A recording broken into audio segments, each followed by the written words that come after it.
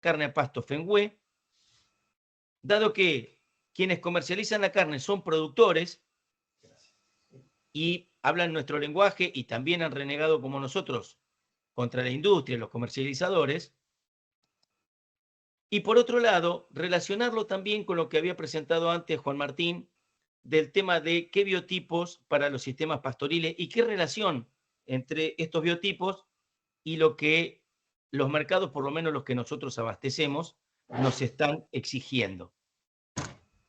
Entonces, vamos a hacer la presentación de Jorge. Jorge, es decir, Jorge va a contar su experiencia como uno más de nosotros, pero con la experiencia y el conocimiento que tiene.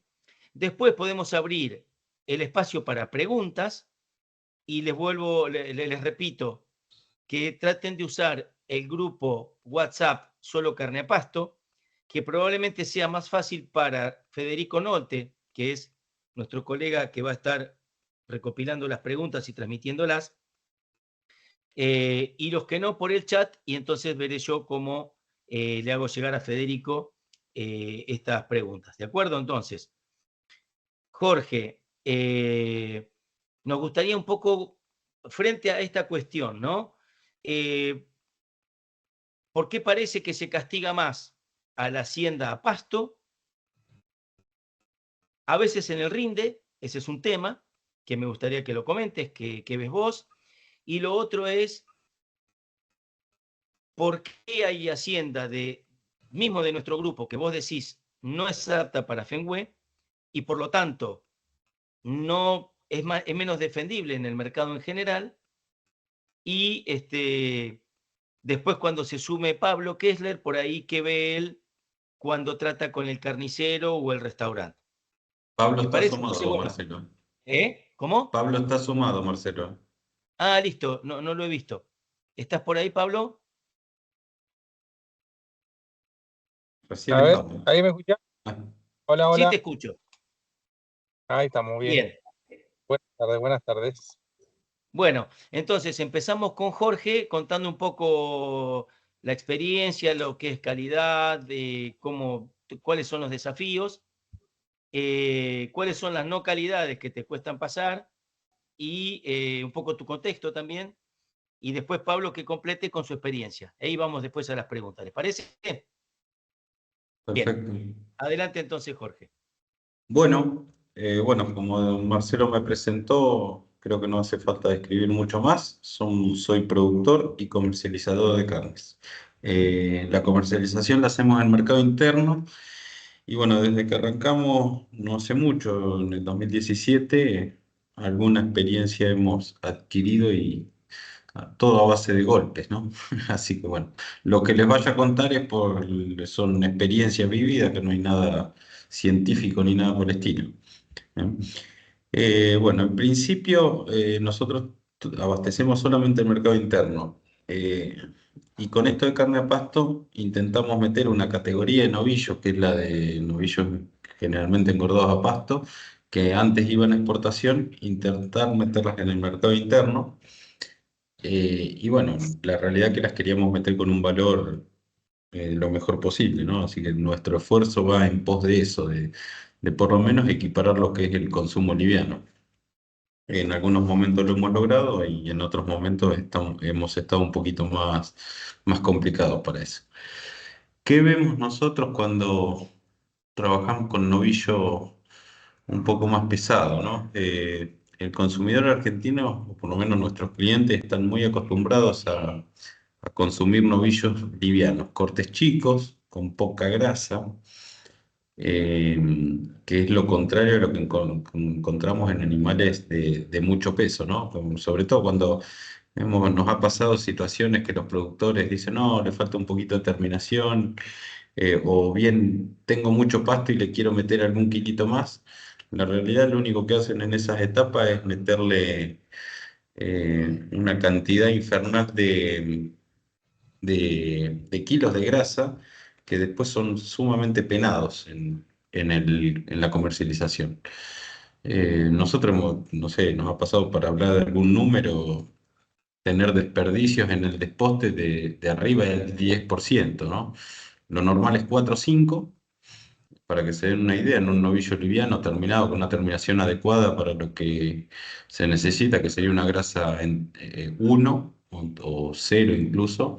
Ya 0 por ahí estamos muy al límite de que esté flaco, pero cuando tenemos grasa 1, en el desposte la merma de grasa es del 3 el 4% y hemos tenido pérdidas de más del 10%.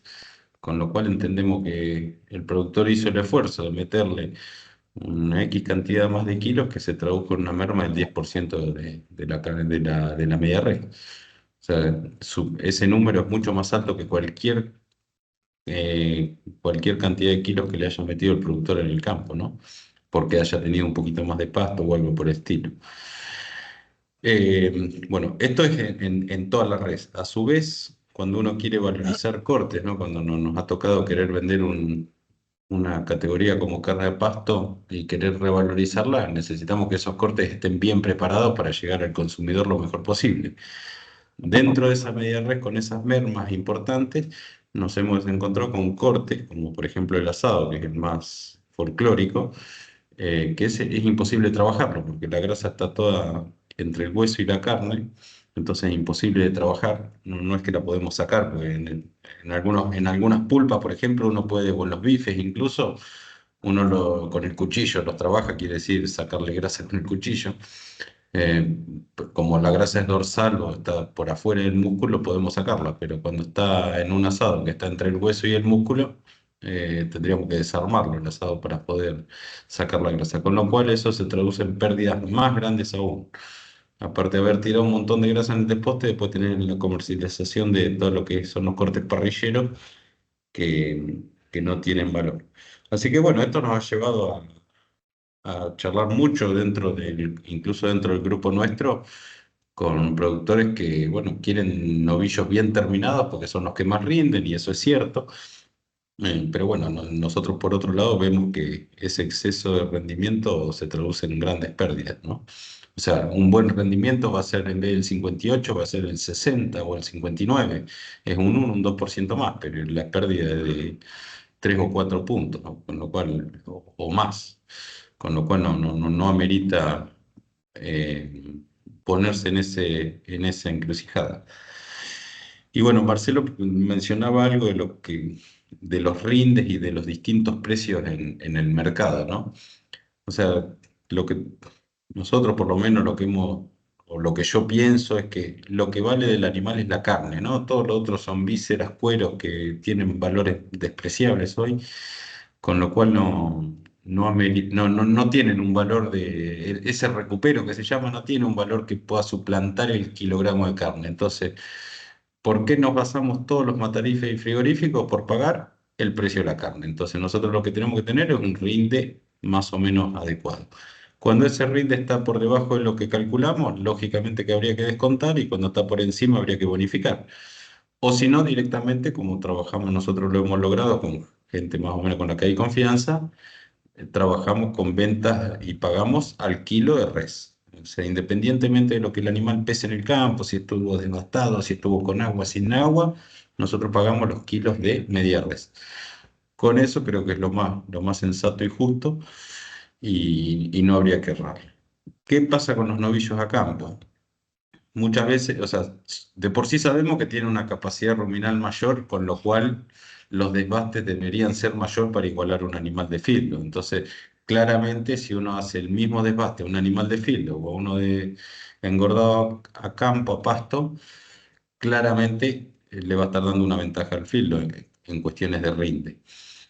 Y a su vez, el grado de terminación. Cuando el grado de terminación es óptimo, el rinde debería ser óptimo, y si el grado de terminación no es bueno, claramente, que suele pasar en engordes a campo, que el productor se quedó sin pasto y entonces vende anticipadamente o vende, nosotros a veces le llamamos gordura de vencimiento, ¿no? Porque el productor tiene que vender por cuestiones financieras, económicas o como quieran llamarle, que está apurado por vender y no llega a los niveles. Entonces dice, me castigó, no rindió. Bueno, no, en realidad los kilos de carne no están, nadie los puso, ¿no es cierto? El animal no los convirtió en media res, con lo cual no estaban desde que salieron del campo. Así que bueno, ¿Qué vemos ahí en el mercado? Cuando uno va, si uno tuviera que ir a comprar una feria, por ejemplo, bueno, no sé, vamos al mercado de Cañuelas, que es el que conocemos todos, claramente cuando hay hacienda de campo sabemos que este riesgo es bastante importante de correrlo, entonces se va a pagar menos un animal, vamos a intentar pagar menos, a no ser que conozcamos el origen del novillo, y entonces si conocemos el origen y en el frigorífico uno tiene ciertas estadísticas por clientes, que puede llegar a pagarlo un poquito más porque sabe que ese novillo va a rendir o no. De hecho, a nosotros nos pasa con clientes que le hemos comprado vastas cantidades de novillos que tienen rendimientos muy estables, pero bueno, porque engordan y lo llevan hasta el punto de engorde necesario. Cuando eso no pasa, claramente los resultados son malos. Entonces yo creo que gran parte del castigo de los matarifes es ese desconocimiento del origen o desconocimiento del grado exacto de cómo trabaja ese productor, y a veces se traduce en malos rindes, entonces ante la duda castiga con precio. Bueno, no sé si me gustaría que me pregunten algo, así me abren un poquito el diálogo. Está silenciado, Fede. Sí, ¿qué tal? Acá hay una pregunta de Fede, porque no lo tengo cargado, que pregunta en el grupo, ¿en qué quilaje faenan los novillos y en qué tipo de pasturas o verdeo los terminan? Bueno, la terminación depende de la estación del año, ¿no? Claramente en primavera y verano va a ser sobre alfalfas normalmente, y en invierno será más sobre verdeos. Sí hemos detectado, de hecho hay un ensayo que está haciendo el INTA Bordenave, pero no sé si estarán los resultados, pero por ejemplo en terminaciones con sorgo no son buenas terminaciones, incluso hemos tenido algún problema hasta de sabor, pero bueno, no lo puedo afirmar yo, esperemos a los estudios científicos. Pero bueno, la terminación con sorgo nunca nos dio buen resultado.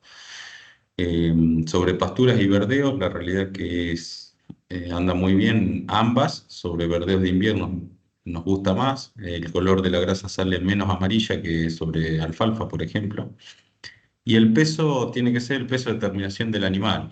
Claramente para poder terminar bien un animal a pasto, vamos a precisar un frame o un biotipo más bien moderado, que se va a terminar alrededor de los 400 kilos. Nosotros hemos faenado hasta 450 kilos, hablando de peso neto, y nos va bien siempre y cuando esté bien terminado.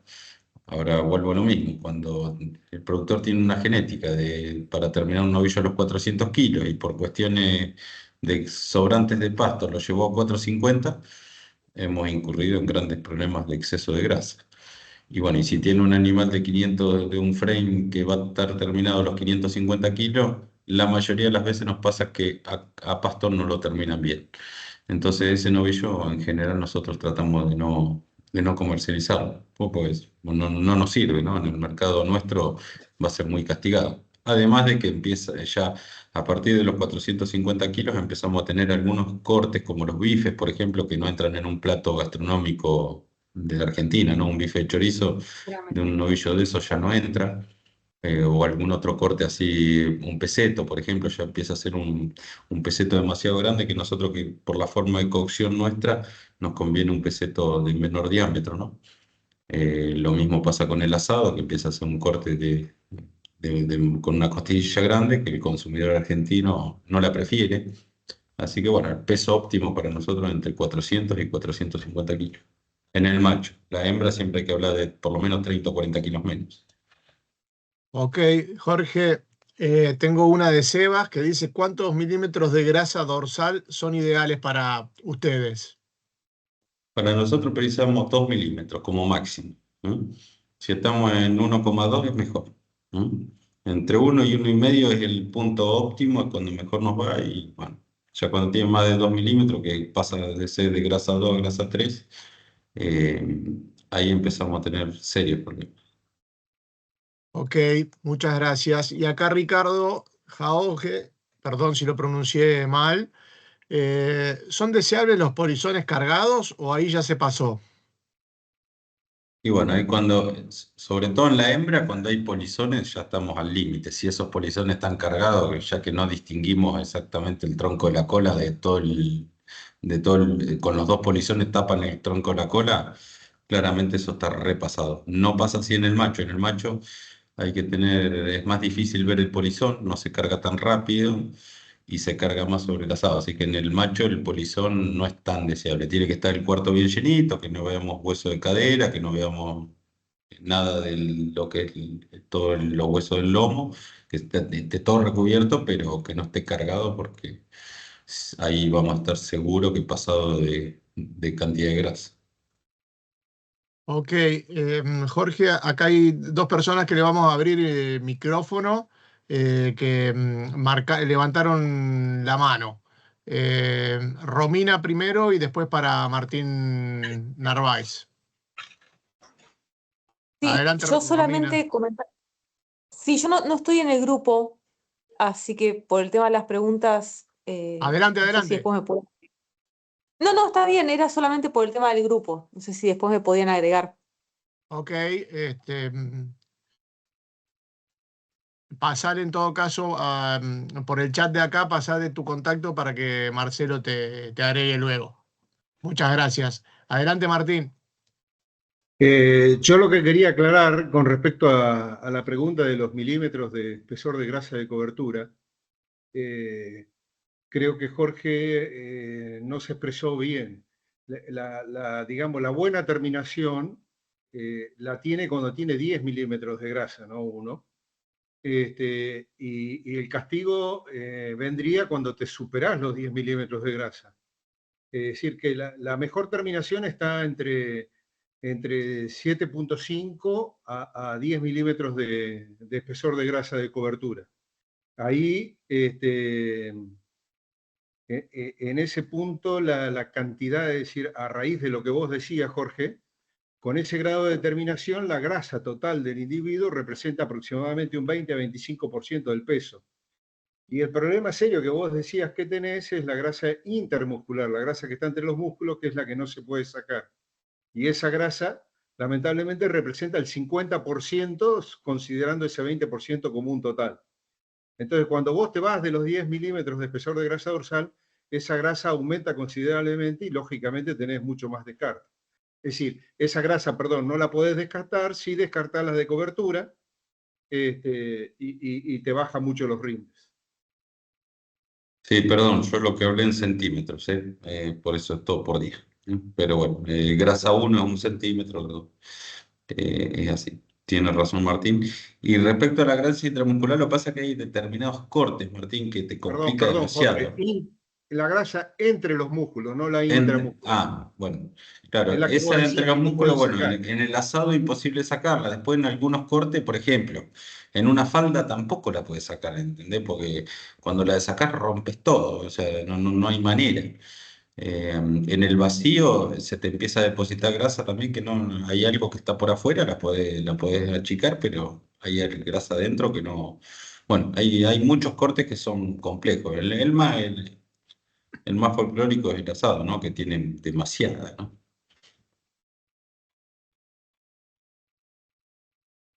Buenísimo, Jorge, Sí. muchas gracias. No sé, Marce, si le querés consultar Sí, le algo. quería hacer una pregunta, Jorge.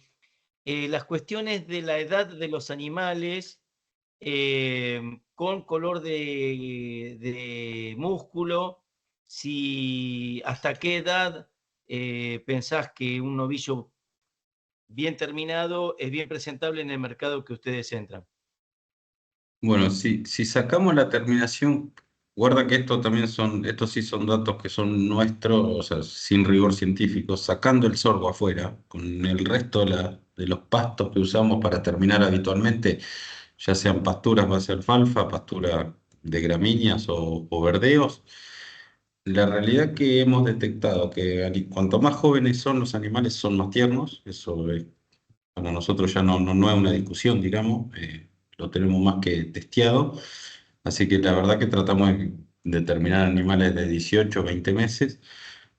No sé, si tuviéramos que poner un tope, pondríamos 22 meses, o 23, qué sé yo, 1 o 2 años como máximo, pero no mucho más de eso. Ahí ya entendemos que entiendo yo, a mi criterio, vamos a decir, Pablo piensa lo mismo, pero entendemos que yo entiendo que hay animales que son animales que han sufrido en algún momento, pues si tienen 24 meses y no pesan 400 kilos y no están gordos, es porque ya la verdad que han atravesado momentos de penurias que claramente van a repercutir al menos en terneza. Y en lo que seguro que repercuten es en el color de la carne, ¿no? En el color rojo se pone mucho más intenso, y eso, bueno, la verdad que también es penado por el consumidor argentino, ¿no? Nosotros buscamos toda, imagínense que la mayor parte de la población argentina consume carne de filo, con lo cual es un rosa clarito, un rosadito hermoso con una grasa bien blanquita. Y bueno, eso cuando al animal lo engordamos a pasto y encima le queremos cargar edad, todos esos colores se ponen mucho más intensos y la verdad que son muy penados en la comercialización. Y en el color amarillo de la grasa, realmente ahí no tenemos, no hemos encontrado cuál es el factor que más lo determina. Sí hemos visto que las terminaciones sobre verdeos de invierno son menos amarillentas que sobre pasturas de alfalfa, que no sé si se debe a la cantidad de carotenos que el animal consume o no, realmente desconozco, pero bueno, se nota, eso es bastante clave, ¿no? Sobre verdeos versus pasturas, si uno quiere hilar un poquito más fino, pero si los animales son más o menos de la misma edad, en ninguno de los casos tenemos problemas de coloración de grasa. Claramente van a tener un color amarillento que no es del filo, pero como nosotros los comercializamos bajo esta marca, el carnicero, que es bueno, o algún restaurante que nosotros le vendamos, ya están familiarizados con este color. Claramente es un color que no podríamos poner, o por lo menos que sí hemos fracasado mucho poniéndolo en bateas o en góndolas de carnicerías locales, ¿no? De locales me refiero al sur de la provincia de Buenos Aires, de donde estamos nosotros, donde estoy yo radicado, que acá vendemos carne y esa carne de pasto, la verdad que tiene una coloración, es una pigmentación mínima, pero que por lo menos nuestros clientes no la quieren validar. Nuestros clientes carniceros, no hablo de consumidores, ¿no? Bueno, pero supongo que estoy teniendo una devolución de los consumidores en el fondo, ¿no? Porque hemos intentado comercializar este tipo de carne y no podemos competir contra la grasa blanca del filo. La realidad que nos ha costado horrores, ¿no? Jorge, tengo algunas preguntas más. Marce, ¿hay tiempo para hacerlas? ¿Le damos lugar a Pablo? Eso avísame, por favor. Bueno, acá Norman, que en todo caso le pido que después la amplíe porque dice, ¿podría decir cómo es la escala y cómo sería su equivalente? No sé si se refiere a la anterior de la grasa, no entiendo bien la consulta. Voy a otra. ¿Qué nivel de conflicto tienen por color de grasa? ¿Están trabajando en mejorar la producción? En la comercialización se refiere, aclara después, al nivel de conflicto que tenemos. Y acá Norman, respecto de la pregunta anterior, se refiere a la escala de la grasa, si hay alguna escala. Bueno, con respecto al color de la grasa, creo que recién hablé algo. La verdad que sí estamos peleando fuertemente, no en la producción, sino en la comercialización. No creemos que sea un problema de producción. El color de la grasa de carne a pasto siempre va a ser amarillo, eso va a ser inevitable. Lo que sí vamos a tratar de bajar esa pigmentación, tratamos de seleccionar los grados de terminación y edades de terminación que permitan que esa pigmentación sea la menor posible, pero nunca vamos a lograr una grasa blanca con un filo, claramente, por la comida, ¿no? Así que en la producción no es que vamos a trabajar ni nada por el estilo, sí en la comercialización, tratando de persuadir al consumidor que esa grasa amarilla no quiere decir que es un animal ni viejo, ni malo, ni duro, ni nada por el estilo, que sino que es de producción a pasto, que tiene los beneficios que muchos de los que estamos acá conocemos, ¿no? No valdría la pena enumerarlos, pero bueno, no todo el mundo los conoce, la mayor cantidad de consumidores desconoce sustancialmente los beneficios de una carne producida a pasto versus una de un engorde, ¿no? No recuerdo las otras preguntas. Ah, lo de la escala de grasa, sí, la grasa va en función. O sea, primero se tipifican las medias, eso lo hace gente especializada y bueno, según el espesor de la grasa dorsal es el grado, ¿no? Y va a ir del 1 al 4, del 0 al 4 en realidad, donde 0 es nada de grasa y 4 es un exceso brutal que para nuestro mercado sería todo grasa, no tendría sentido. Un animal de grasa 4 nosotros, no sé, creo que ni para tirarlo no sirve. Y creo que había una pregunta más, pero no me acuerdo. No, eran esas dos las últimas. Muchas Sí, gracias, Jorge. le podemos dar entonces paso, Fede. Ok, a Pablo que nos cuente un poco cómo es la parte comercial, que él está en contacto directo con los clientes. ¿Cómo están? ¿Me escuchan? Sí, te escuchamos bien, Pablo, muchas gracias. Sí, bueno, nosotros, bueno, con Jorge tenemos Carne del Sudeste, los dos formamos la misma empresa. Él está en el norte y yo estoy en el sur, si se puede decir de alguna forma. Tenemos un punto de venta en Bariloche con una distribuidora. Y bueno, son dos mercados totalmente distintos porque en el norte nosotros vendemos medias reses y acá vendemos carne envasada al vacío, sin hueso. Bueno, en principio nosotros hemos hecho, como decía Jorge, de todo tipo de pruebas. La conclusión sencilla, nosotros tenemos que apuntar a un animal joven. El color de la grasa tiene que ver porque siempre estamos compitiendo con el feedlot. Pero si nosotros logramos tener un animal joven de una media res que pesa hasta 125 kilos, desde 100 a 125, ese animal yo creo que ya está bien, ese es un lindo bife, un lindo lomo, un lindo ojo de bife, una colita de cuadril que no pesa más de 1,2 kg, un vacío que no pesa más de 4 kilos. Y bueno, eso es lo que busca el mercado. Nosotros tendríamos posibilidades como país de aumentar esos kilos en algún momento sobre la res, pero no en el mercado interno. El mercado interno quiere estos cortes. Y bueno, nosotros en algún momento, a ver, el país en los últimos 2 años, si hablamos del tema económico, como que hace 2 años atrás, en el 23 vamos a suponer, había un auge de consumo interno por determinadas decisiones políticas, que había más plata volcada en la calle. Y después el 24, ¿qué pasó? Competimos mucho con la exportación porque en enero hubo una devaluación que fortaleció la compra a los exportadores y asimismo hubo un ajuste en los sueldos que hizo que la gente recién ahora esté recuperando el poder adquisitivo para comprar carne. Entonces nosotros quedamos medio afuera y no podíamos competir con la exportación, que es lo que nos pasó este año a principio, que es donde, de entre marzo, abril, mayo, que es donde mayor oferta de carne a pasto nosotros tenemos, lo digo como comercializadores. Entonces, bueno, el año pasado, en el 23, hicimos un montón de pruebas, pero bueno, llegamos a la conclusión esta, el animal no tiene que ser ni grande, o sea que toda esa idea de la exportación para nosotros no nos sirve.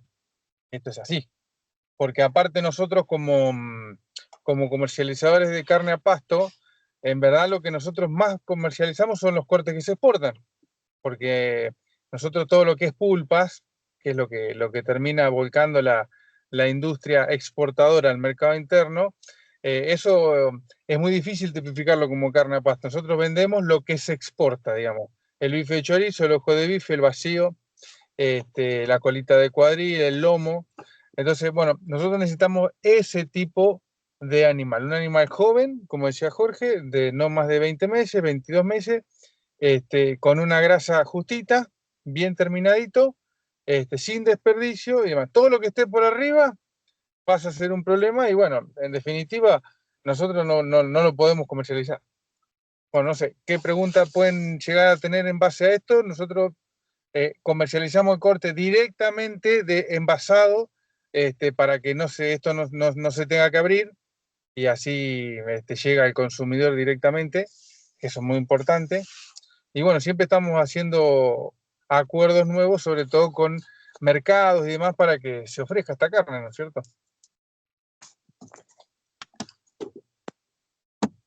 Así que bueno, cualquier pregunta Bien. que tenga, encantado Ahí están haciendo una pregunta, ya te la voy a transferir. Y vamos guardando un poco las premisas de animales jóvenes con buen engrasamiento a pasto, no excesivo, pero con buen engrasamiento. Dice Seba Madero, como clave de edad, ¿sería dientes de leche? Quizá para Jorge o para los dos. Esa ¿Son te la va a dientes de tirar. leche? Esa te la va a tirar más Jorge. Sí, creo que podemos ir 22 meses, Martín debe saber más que yo, pero seguramente que con un animal de 20 meses vamos a estar en 2 y 4 dientes también, ¿eh? No sé, Martín lo puede saber mejor que el veterinario y abocado a esto, ¿no? Pero nosotros hasta animales de 2 dientes y 4 dientes hemos faenado tranquilamente y hemos tenido éxito. Ya les digo, nos jode más cuando son animales de boca llena, o de 6 dientes para arriba. Encontramos que son animales de más edad y el color de la carne cambia, ahí cambia rotundamente, ¿eh? Sobre todo ahí, aunque el engrasamiento sea bueno, lo que cambia es el color, la tonalidad del rojo intenso de la carne que es difícil de comercializar, ¿no? Y además que seguramente que perdemos terneza, ¿no? Bien, Gastón Rinaldi levantó la mano y después Facundo Naira. Sí, ¿qué tal? Buenas tardes. Yo quería consultar porque entiendo que no todos los cortes se pueden comercializar bajo el sello de carne a pasto por el tema del envasado al vacío y demás. ¿Con los otros cortes te castigan en el precio? Y si es así, con los cortes envasados al vacío, ¿tenés que compensar lo que te castigan con los otros cortes? Lo que sucede, Gastón, es que uno lo que hace, compra una media red, paga un precio X, supongamos a valores de hoy, no sé, 4.200 pesos, y entonces ese es el combo de la media red. Después cuando vos lo desarmás, lo integrás con distintos cortes. Según el mercado que tenés, hay cortes que vas a poder valorizar por encima de eso, o sea, tenés 4.000 pesos más packaging, más gastos de faena, más fletes y toda la miércoles, terminás en un costo a lo mejor del kilo de carne sin hueso en 6.500, 7.000 pesos. O sea, estoy tirando números, pero bueno, va creciendo el corte, va creciendo por bastante rápido el precio, ¿no? Pues imagínense que en merma de hueso nomás tenemos un 25%. Así que empezamos a subir los costos, bueno, llegamos a los 7.000 pesos, es el costo promedio de cada corte. Habrá cortes que van a salir cerquita de ese valor o incluso por debajo. Por ejemplo, garrón es un corte que casi siempre es difícil de comercializar o como va para picada hay que venderlo a precios módicos. Y hay cortes como lomo, bifes, vacío, matambre que se valorizan por encima de eso. Entonces con eso uno integra todo. Nosotros tenemos estadísticas de cuánto salen los porcentajes de cada corte y según la estación del año y según la cartera de clientes activa que tenés, vas viendo a qué corte podés cargarle más plata, ¿no? Podés subir y a cuáles hay que bajar. Claramente la discusión la tenemos con los excedentes de exportación, como decía Pablo, cuando tenemos que salir a competir fuerte contra las pulpas que son excedentes, ¿no? Por ejemplo, cuadrada, bola de lomo que no se exportan, que empiezan a volcarse al mercado interno a precios muy baratos porque el resto de los cortes son mucho más valorizados en un ciclo exportador. Y bueno, nosotros nos tenemos que poner a tono, ¿no? Entonces en esos cortes a veces terminas también perdiendo, estás por debajo del costo. Pero bueno, los cortes gastronómicos, que son los que te permiten subir los precios, la verdad que son pocos, ¿no? En la media red no superan el 10%. Hay otra mano levantada y después tengo una consulta de Norman. ¿Qué tal? Buenas tardes. Gracias por la oportunidad. Una pregunta para Pablo y un poco el mercado al que ellos se apuntan. Entiendo que el cliente no es el consumidor final, el cliente de ustedes. ¿Cuáles son las características que destacan o buscan el cliente de ustedes con respecto a la carne a pasto, digamos? ¿Qué características ellos demandan?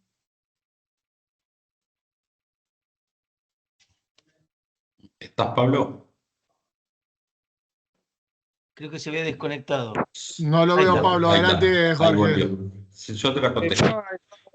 Estaba Bueno. con poca batería y Ahí nos pasa, después por ahí Pablo la reafirma, pero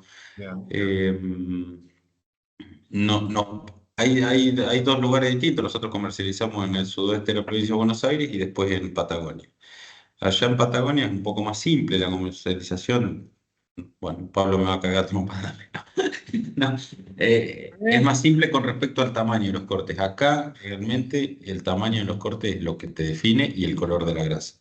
Acá realmente la comercialización de carne a pasto es muy mala y bueno, es un poco más, la tenemos mejor potenciada allá en el sur. Así que bueno, ahí Pablo nos puede contar qué es lo que más demandan allá nuestros clientes. ¿Querés repetirle Sí, la pregunta en todo caso? Sí, yo preguntaba, Pablo, entiendo que el cliente obviamente de usted no es el consumidor final, sino que es algún intermediario, y preguntaba qué buscaba ese cliente en cuanto a diferencial de que les compran ustedes carne a pasto, digamos, ¿no? ¿Cuál es la característica que ellos destacan de la carne a pasto? La característica que ellos demandan, digamos, básicamente, ¿no? Con respecto a la carne a pasto específicamente.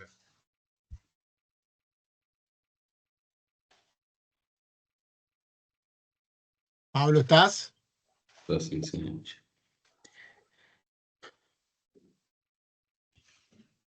Anda. Bueno, no le ando. Voy Bueno, paso a hacer Bueno, pero allá en Jorge, el sur, Jorge, se los voy a contar yo por lo que escucho a Pablo, ¿no? Allá en el sur, claramente lo que más se destaca es la terneza, ¿no? O sea que vos sí o sí tenés que garantizar terneza. No hay forma de querer vender un corte a buen valor si no tiene terneza. Después el color de la grasa, si allá toleran un poquito más la tonalidad amarilla que lo que toleran acá en el sudeste de la provincia. Y bueno, y realmente nuestros clientes básicamente son carnicerías. Lo más cercano a un consumidor que estamos es un restaurante o un hotel, ¿no? Clientes así minoristas ya casi no tenemos. Y bueno, nos destacan eso, que sea un corte tierno, noble, que sea estable también. Los carniceros valoran mucho que vos tengas carne de buena calidad, o por lo menos con estos parámetros de calidad, durante todo el año, no una sola estación o un tiempo, una temporada, ¿no es cierto? Eso lo valoran sustancialmente porque ellos ya saben qué piden, al margen de que sea más caro o más barato, por lo menos saben que viene con una determinada estándar de calidad que no les va a fallar en su clientela, ¿no? La verdad que nosotros tenemos problemas con nuestros carniceros, pero ellos tienen problemas con sus clientes que son mucho más difíciles de recapturar, ¿no? Cliente que vos perdés en una carnicería, difícilmente lo recuperes.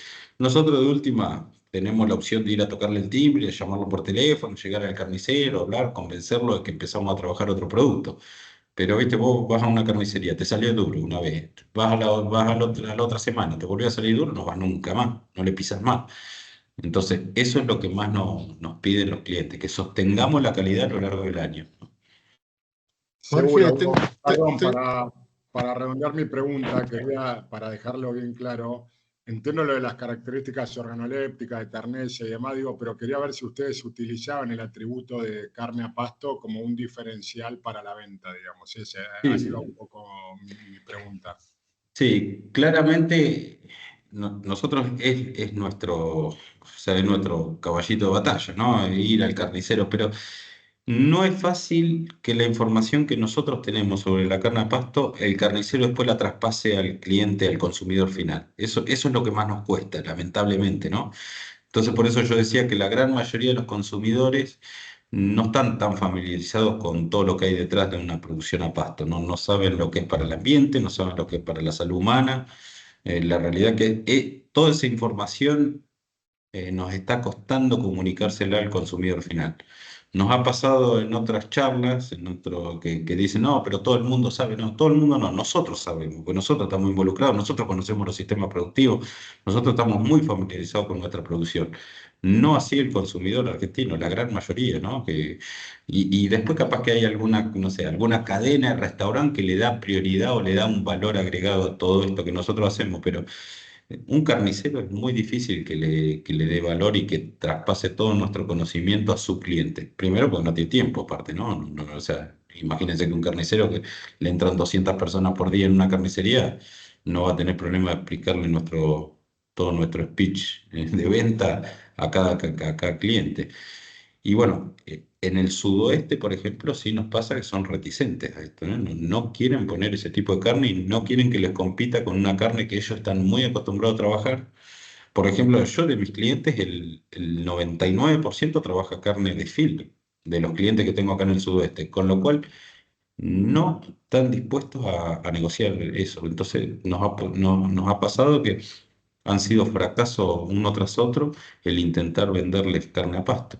Entonces, directamente casi que no lo intentamos. Si metemos algunos cortes, por ejemplo, ahora llegando a diciembre, que empieza a faltar asado, empieza a faltar vacío, podemos venderles y la verdad que mal podemos poner el precio que corresponde, pero no es valorado por el carnicero, con lo cual hemos llegado a la conclusión que no nos conviene intentar convencer a ese carnicero de lo que nosotros hacemos, porque ese carnicero en general nos juega en contra, ¿no? Porque como él no está convencido, lo que le va a transmitir a su clientela va a ser lo contrario a lo que nosotros queremos que le transmita.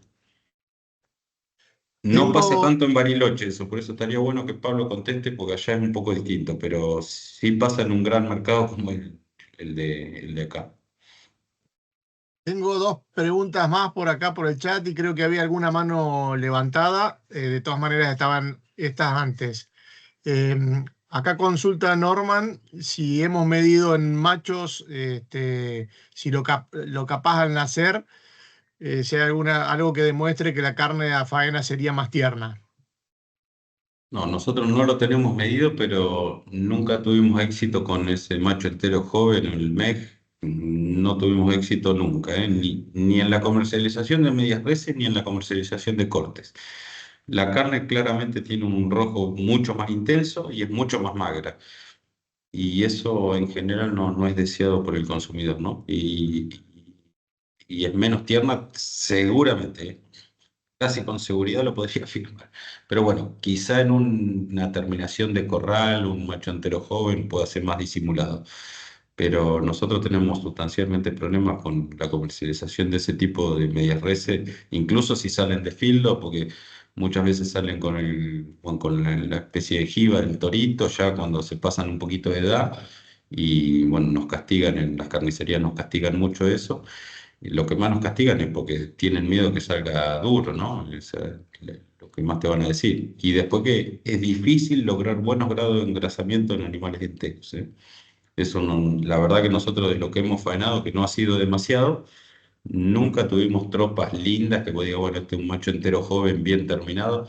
Nunca llegamos a tener tropas parejas, hemos llegado a tener animales individualmente que uno puede elegir en la ganchera, en la relera, pero cuando uno ve la tropa completa, más de la mitad están por debajo de los niveles de engrasamiento deseados. Ok, vamos a otra de acá, después paso a los que levantaron la mano. Creo que en parte esta ya la respondiste, igual te la leo. ¿Están tendiendo a consumir cada vez más carne a pasto en el mercado interno? ¿Aclaran ustedes en el packaging qué es carne a pasto?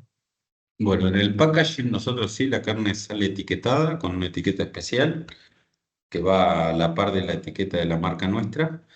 Van las dos etiquetas asociadas, con lo cual eso el consumidor que ve la carne nuestra, si el carnicero no la sacó del envase que salió del frigorífico, está en condiciones de constatar que es carne a pasto.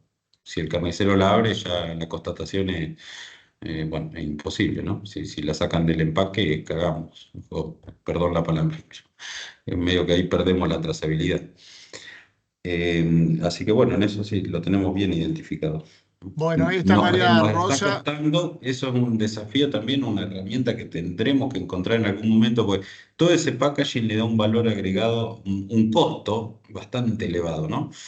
Es bastante importante el costo de envasar al vacío, etiquetar todo. Y acá nosotros en lo que es el sudoeste, que se compite contra la media red, digamos que el carnicero después está en su carnicería, nosotros entramos con un diferencial de precio, no porque sea precio que capturamos nosotros, sino que es por packaging. Y bueno, en eso estamos pensando a ver qué podemos hacer y si a alguno se le ocurre algo que nos lo diga, porque nosotros no le hemos encontrado la vuelta, a ver cómo lograr esa trazabilidad de la media res a pasto hasta el consumidor a pasto sin incursionar en tanto gasto, ¿no? De envasar al vacío. Eso sería bueno que lo hagamos porque la verdad que nos hemos arriesgado, nos ha pasado de llevar a atender carnicerías con carne a pasto y cuando no les gustó el precio o nos cambiaron por otro proveedor, si tienen una clientela que elige la carne a pasto, le dicen que es a pasto y la verdad que no sabemos dónde es. Puede ser que sea pasto, pero puede ser que no. Así que ahí hemos incursionado en muchos problemas de que utilizan la marca, pero bueno, no estamos seguros, nosotros no le podemos garantizar al consumidor final que está consumiendo carne a pasto. Por eso es que lo único que se nos ocurrió es lo del envase al vacío. María Rosa, abrí el micrófono, por favor, y hace tu consulta. Marce, no sé cuánto querés ir redondeando como para que entre Martín. Tenemos una más en el chat también. Adelante, María Rosa. Bueno, gracias. Bueno, gracias por la descripción, Jorge. La verdad es que es una contradicción enorme porque si vos le preguntás a los consumidores urbanos qué carne quieren carne a pasto, pero después quieren comprar carne que proviene de feedlot. Es una realidad. Y me gustó que lo describiste claramente. Bueno, yo llegué tarde involuntariamente. El flyer que vi decía 19:30. Es probable que la pregunta que vaya a hacer ahora Adelante, la, adelante. la hayan dicho cuando empezaron y no lo sé. Y Porque disculpas por escuché eso. que Pablo decía que en determinado momento pueden llegar a competir con la exportación. Y en realidad mi pregunta es, ¿el producto de ustedes no se puede integrar con la exportación?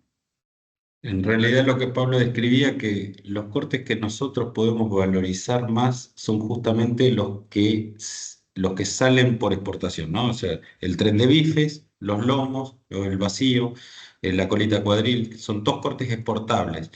Entonces, cuando nosotros entramos en el mercado interno con esos cortes, nosotros nos podemos hacer fuertes, los podemos valorizar porque somos los únicos que lo tenemos. Con el resto de las pulpas, con muchos, y sobre todo el delantero, todo lo que es paleta, roast beef y garrón, son cortes con los que son excedentes de exportación. ¿Y qué hacen los frigoríficos exportadores? Lo vuelcan a precios muy accesibles o a precios muy bajos, pues se lo tienen que sacar encima. Ellos quieren valorizar lo que es la rueda y el tren de bife y todo lo otro, la verdad que les molesta. Nos pasa lo mismo con el asado en invierno, por ejemplo. Ahora porque es un momento que diciembre escasea el asado, ¿no? Entonces todos vendemos bien el asado, pero en invierno hay una sobreoferta de asado de todo el excedente exportador que eso nos compite muy fuerte a nosotros y nos obliga a bajar precios, porque por más calidad que tenga, llega un momento que el precio, el consumidor elige por precio y no por calidad, ¿no? Sobre todo cuando el bolsillo está pobre. Pablo explicó hoy un poquito de que en momentos que volcaban muchas más otros gobiernos, volcaban mucha plata a la calle, la realidad es que la gente consumía más carne y entonces eso se veía más atenuado. Pero bueno, en los últimos meses vivimos periodos que el consumidor estaba muy retirado, o sea, de hecho todos sabemos que bajó el consumo de carne vacuna por habitante y bueno, eso nos pegó fuertemente, nos hizo competir directamente con todos esos excedentes de exportación porque al haber menos consumo y los excedentes pesan más en el mercado, hay mucha oferta y menos demanda, ¿no? Así que eso es Jorge, un riesgo. Jorge, acá hay una pregunta de Sebas. ¿Qué peso sería ideal para las hembras? Para la hembra tenés que hablar en media res, son entre 10 y 15 kilos menos y son en peso vivo 30, ¿no? Para estar en igualdad de condiciones, ¿no? Que aquel productor que saca novillito de 400 kilos, la hembra terminado bien, con un engrasamiento adecuado, normalmente la hembra la va a terminar con 30 kilos menos, ¿no? Va a estar gorda. Y si la quiere llevar a los 400 kilos que llevó el macho, seguramente que se le pase grasa seguramente por el nivel nutricional que maneja ese productor. Entonces yo como dato, más o menos así es lo que hablamos con productores, decir, bueno, la hembra pensá que la vas a tener que sacar con un peso de faena menor a igual terminación, ¿no es cierto? Que son más o menos un 8 o un 10% menos, ¿no? Entonces 30 kilos en pie. Bueno, Marce, después si quiere alguna pregunta, la vamos a ir respondiendo al final. Si querés dar paso a Martín Narváez y ahora alguien. Lo que pasa es que el señor, dice Chaleco acá, había levantado la mano antes, así que le dejamos hacer la pregunta a Chaleco y después sí vamos. Y Ricardo Delgado, bueno, que es vecino nuestro, tampoco lo podemos penalizar. Así que no sé, Ricardo, qué pregunta es, pero sería bueno que arranque Martín. Si queda alguna duda, al final la respondemos, Ricardo. ¿Puede ser? Si la puede hacer en el grupo WhatsApp para saber qué pregunta es, estaría bueno. Te la respondo en 2 minutos, Marce, te lo hago cortito si querés que la haga y yo la hago rapidito. Dale. Pero estaba Chaleco primero. Sí. Chaleco, Ricardo, y después vamos a Martín. ¿Sí?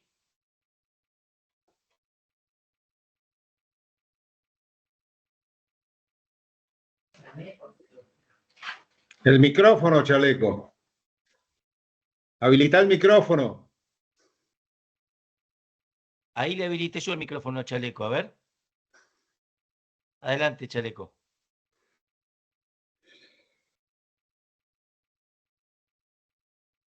Está habilitado. No sé si anda el micrófono, pero está habilitado. Ahí lo deshabilitó.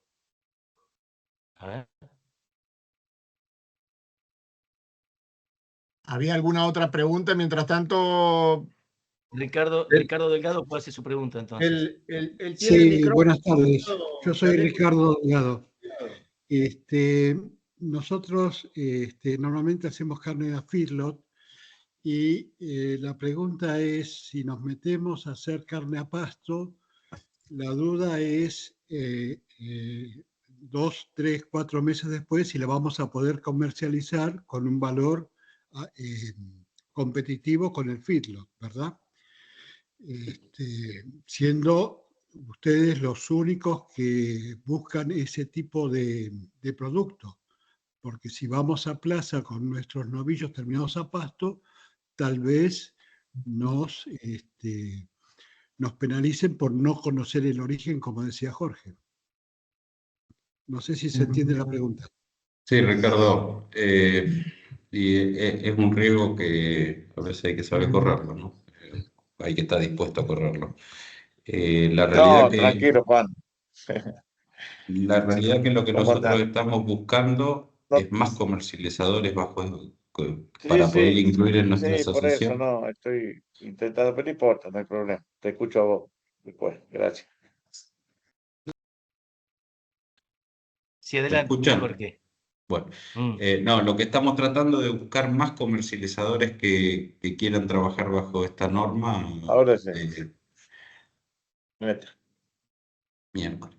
Bueno, no, que estamos tratando de buscar más comercializadores justamente para garantizar esto, ¿no? Para que si a nosotros, por nuestra cartera de clientes o por el motivo que sea, no tenemos capacidad de compra de precio, poder que tengan otra opción, ¿no es cierto?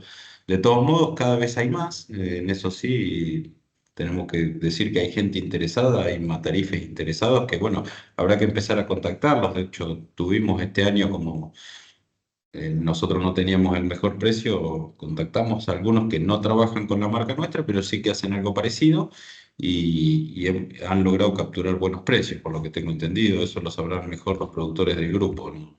Yo no lo sé tanto, pero sí creo que vamos en camino a poder garantizar por lo menos un precio razonable de la carne a pasto. A ver, Chaleco, si puedo habilitarle el micrófono. No, A ver, ahí pruebe. Lo tiene otra vez bloqueado. Sí. no sé si me escucha ahí, Ahí Marcelo. está. Ahí Sí, sí. sí. ¿Se me escucha? Bueno. No, estoy un poquito perdido en este sentido. Primero coincido como María Rosa, siempre pensé que el tener un producto diferencial o diferenciado, como sería la carne a pasto, con toda la movida que hay, iba a tener de por sí sola un nicho, o más que un nicho, un mercado importante. Segundo, hubo una pregunta también de algún participante que preguntó los valores, los diferenciales para imponer eso. Entonces la pregunta es, estos son, Jorge, ustedes son productores de lo que faenan y a su vez compran. Por lo tanto, tienen que tener una garantía del que les vende tenga un producto acorde a lo que ustedes a su vez ya están imponiendo en el mercado. ¿Es así o no es así? Y segundo, creo que si la terneza y el color de la grasa son las tres premisas, nunca va a haber una diferenciación positiva, porque esas son propias de más del feedlot que de pasto. Tendría que ser una movida donde los atributos de la carne a pasto puedan posicionarse tal cual creo que en algún momento vos dijiste que es el nuevo desafío que tienen. No sé si cerré la pregunta porque era lo que me queda duda, abrir un mercado que después le exigen cosas similares al feedlot y bueno, no sé si No, se me no. entendió. Sí, Como te dice entendí, te Stanislav entendí. Quiroga, no sé si fui lo suficientemente confuso. Sí, sí, sí, tal cual. Creo que entendí.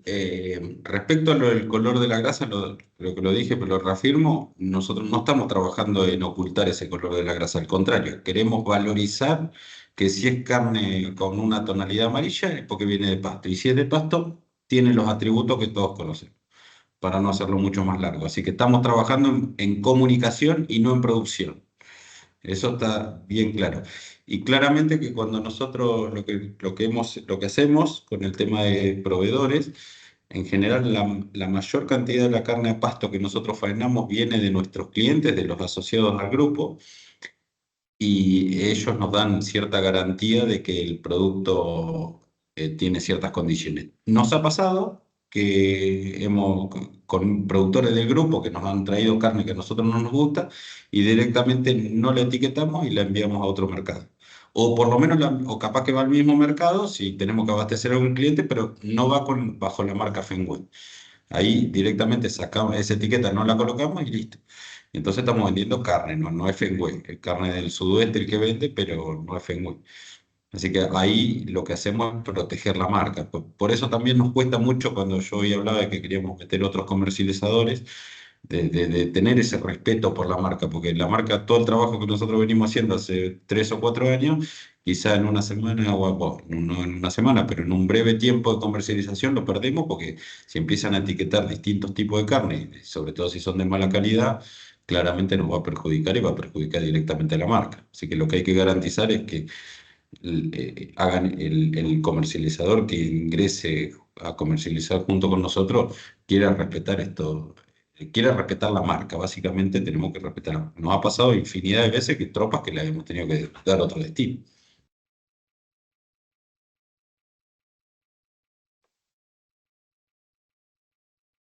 Marce, no sé si le querés dar paso a Martín y las preguntas que quedan las dejamos para el final Sí, para que no se nos vaya tanto sí, el horario. sí, quizás este sea el primero, ¿no? Y esté bueno que sigamos. Inclusive estaría bueno que gente que está exportando carne a pasto dé su panorama, porque a lo mejor es distinto lo que plantea o las necesidades que está sintiendo hoy Fenway por los mercados que abastece. Esa es una. Otra cuestión que quizás sea para otra más adelante es que hay cuestiones de cómo funciona el sistema que hacen que en estas condiciones, en los mercados que abastecemos, las cosas sean así. También se ve, y lo voy a nombrar, pero no los conozco, a veces veo videos de estancias, Jesús María se llama, una carnicería que muestra a veces músculos grandes, grasa amarilla, pero ellos trabajan la maduración. Entonces, no es que de por sí sea mejor o peor, sino que para los mercados que abastece de carne sin maduración, como es Fenway, y en estas condiciones necesitamos animales jóvenes, con tamaños adecuados, color de carne no tan oscuro, y eso queda claro. Y esto lo digo para hacer, entonces, si son animales más pesados o más con mayor edad, pueden ser excelentes carnes con otros sistemas comerciales que les den ese valor. Esto es Fenway. Entonces, en este contexto lo que necesitamos es esto. Y para contextualizar lo que nos va a compartir Juan Martín, es sobre todo una reflexión que surge de la experiencia del sudeste bonaerense, es no todas las genéticas, no todos los biotipos que vemos en nuestra zona o de los asociados se adapta al sistema. No todas las genéticas presentes. Yo estoy en un grupo Cambio Rural, tengo colegas del grupo Cambio Rural que quisieran vender a Fenway y no pueden, porque sus biotipos no están adaptados a su sistema y sus carnes no son bien recibidas para Fenway. Entonces, por eso nos parecía importante que Juan Martín compartiera esta reflexión, cuyo video, lo repito porque en el grupo WhatsApp está, y si no lo volvemos a compartir, de la disertación de Juan Martín, y el PowerPoint también, porque aporta mucha información, ¿sí? Entonces, Juan Martín, está bueno esto de esta reflexión sobre la facilidad de engrasamiento, los biotipos, los sistemas y las carnes que Fenway está valorando hoy. Así que ya con esto es como que le abro el paso a Juan Martín. Y muy agradecido por su presencia. Sí, un segundito antes, ahí yo por el grupo nuestro de Fenway le reenvié una pregunta a Juan Martín y a Jorge para aclarar el tema de la escala de la grasa. Digamos, cuando se habla de un grasa 4 o un grasa 2, ¿de cuántos milímetros de grasa de cobertura estaríamos hablando? Y después sí arranca Juan Martín.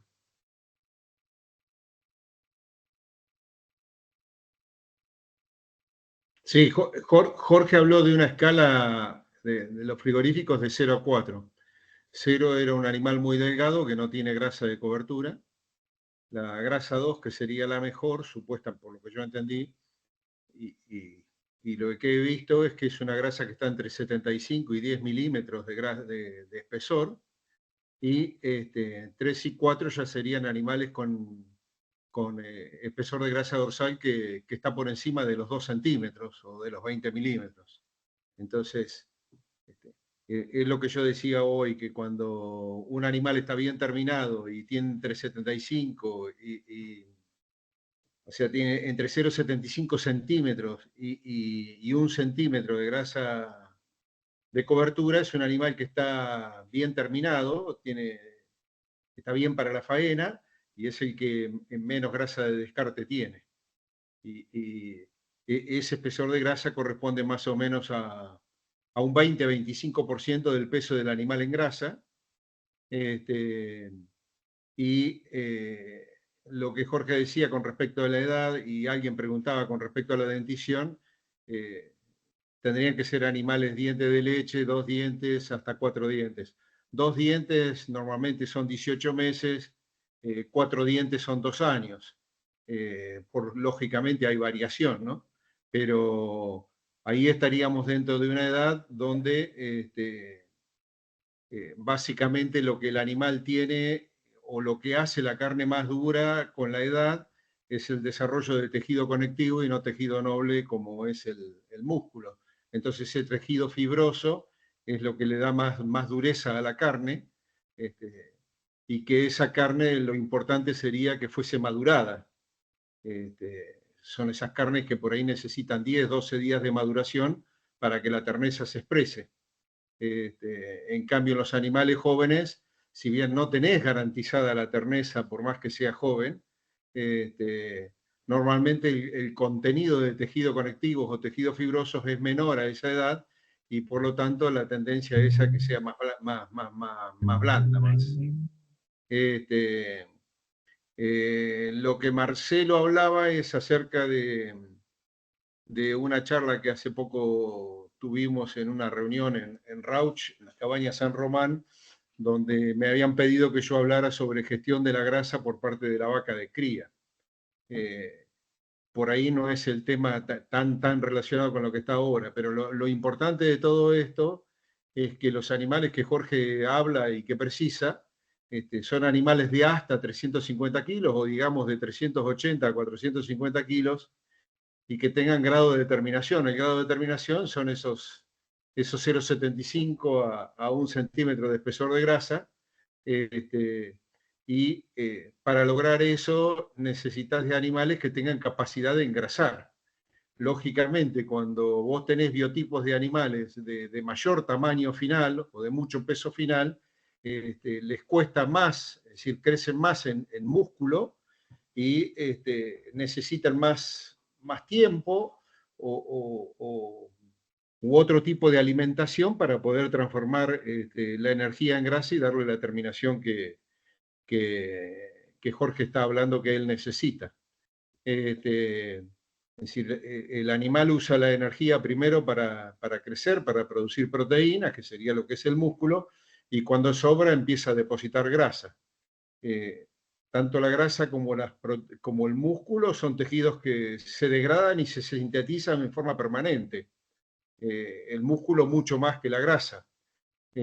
Ahora, la grasa, una vez que se deposita, es decir, la grasa requiere más energía, tiene un mayor gasto, una mayor inversión para generarse, pero una vez que está depositada ya no se renueva con tanta velocidad como lo hace el músculo y su mantenimiento es más económico, digamos.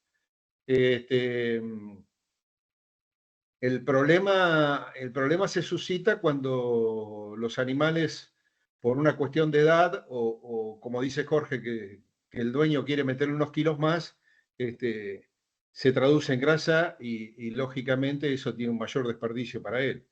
Y el otro problema que él hablaba de los animales sufridos, y bueno, es bastante lógico, los animales tienen sus curvas de crecimiento.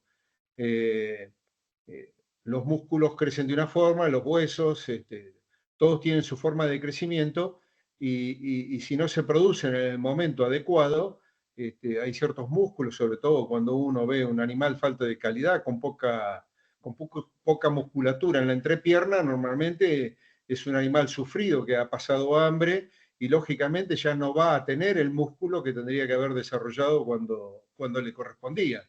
Entonces, la terminación se termina haciendo a base de grasa y lógicamente esa grasa después es desperdicio.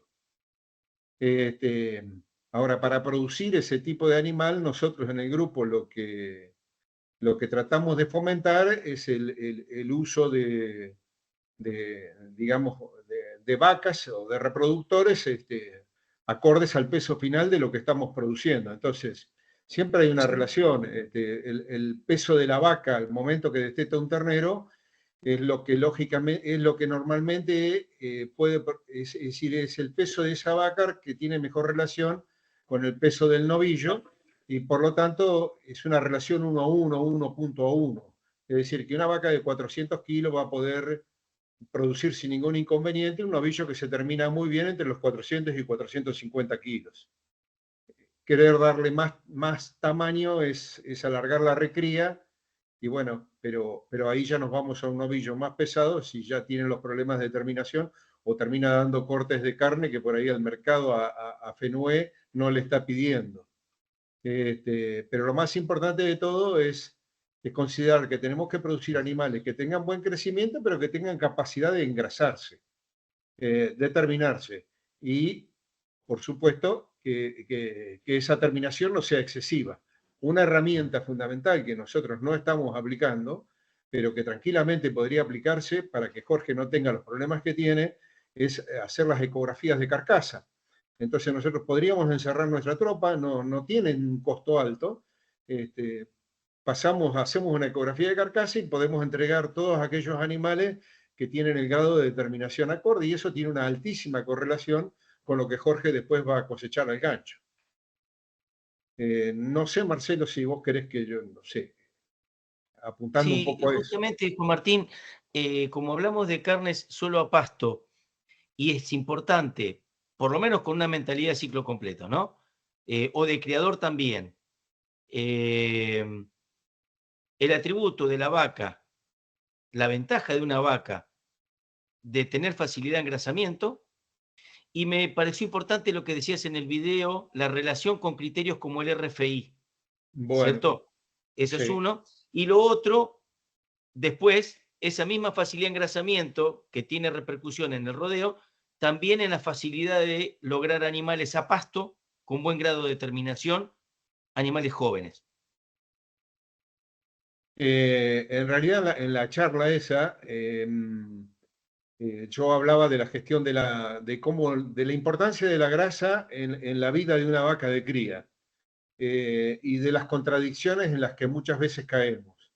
Entonces, está muy comprobado que los animales que tienen capacidad de engrasarse se reproducen mucho más fácilmente que los animales que tienen dificultad para engrasarse, sobre todo cuando la alimentación está restringida. Entonces, siempre lo que se observa es que los animales que tienen capacidad de engrasarse tienen la pubertad más temprana y se reproducen más fácilmente, se preñan más fácilmente y tienen intervalos entre partos mucho más estables que las vacas que tienen alto crecimiento. Y eso a su vez tiene una relación con respecto a las pruebas de RFI. Lo que se ha observado en las pruebas de RFI es que los animales con capacidad de engrasarse, o sea, de las líneas de alta grasa, no son las mejores al momento de ser sometidas a una prueba de RFI, pero sí se reproducen mucho más. En cambio, la hacienda que tiene mejor RFI, así que consume menos para llegar para engordar ese kilo, deposita mucho menos grasa y sus índices reproductivos son ligeramente inferiores. Sobre todo cuando ocurre lo que ocurre en todos los campos de cría, donde las vacas normalmente tienen sus periodos de penuria. Y no solamente sus periodos de penuria, sino que esa grasa también es sumamente importante, aún en vacas que comen normalmente, y son trabajos muy, muy viejos, ya hechos hace años, en la década del 70, donde el animal a partir del parto entra en un periodo de balance energético negativo, y es fundamental de que ella pueda recurrir a su propia grasa como fuente energética para producir la leche, para criar su ternero y para poder volverse a preñar nuevamente. Entonces, entramos en ciertas contradicciones que se vienen dando, ¿no? Hoy en día están de moda las pruebas de RFI, hay comederos, inclusive en el INTA, en el INTA Naredo, por ejemplo, que forma parte de nuestra zona y está dentro del grupo FENOE, o sea, trabajamos juntos. María Coria está trabajando actualmente tratando de relacionar la faz reproductiva con el RFI y se están tomando todas estas medidas de engrasamiento para ver cómo es el comportamiento a través del tiempo. Lo importante de todo esto es tratar de compatibilizar y no pensar que la solución viene por un solo lado. Y lo más importante de todos es que hay bastante evidencia de que el RFI no va de la mano con la fertilidad. Se ha visto que en los machos, los animales muy eficientes en RFI, hay cierta tendencia a tener problemas de fertilidad, de anormalidades en semen.